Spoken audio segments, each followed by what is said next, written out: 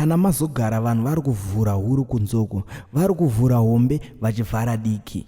Kusangana kwatiri kuita zvakare pano pachanel yeZimwitness TV patinokupai nyaya dzakasiyana-siyana dziri kuitika munyika medu.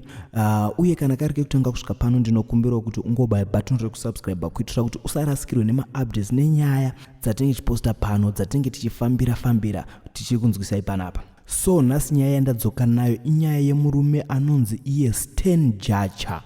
Stan Jachar ari kunzi ari based kuUK ndokwaanogara. So Stan ari kunzi atori busy izvezvi kutoita ma-preparations ekuroora nisi wake anonzi Charity Ngundu. Nisi tiri kureva kuti muzukuru mwana wehanzvadzi yake anonzi Charity ndiye ari kunzi ari kuda kuroorwa naStan Jachar. So zvikureva kuti Stan ndisekuru vaCharity.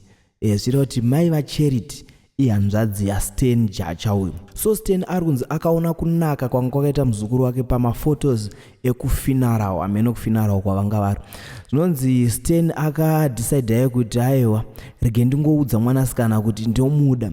So nyaya yazonetsa ndeyekuti hama dzaStan dziri kurwa, hadzisi kuwirirana nenyaya nekuti dziri kuti Stan haangaroori mwana wehanzvadzi yake. Izvo zvatozviyera kana Stan akunzi iye akuroora mwana wehanzvadzi kunze kwekuti atomuti mwana, asi iye ari kuproposa kuti ange achitoroora Charity. I think naCharity vacho vakutomhanya, Charity anenge akatobvuma kule vake. So vamwe tete vaStan vakatosvika pabvunzo kuti zvinoita here, mushonga here, vari kumbozviwanepi zvavari kuita izvi, kuromba here, ashaya here munhu wekuroora pane kuti aroore muzukuru wake.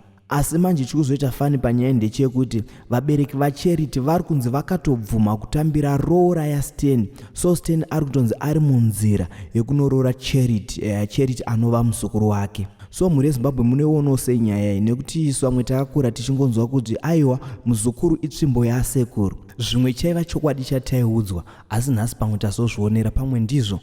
Tiudzewo mucomment section kuti munoti kudini nenyaya yasekuru vari kuda kuroora muzukuru wavo, vakachiva muzukuru wavo.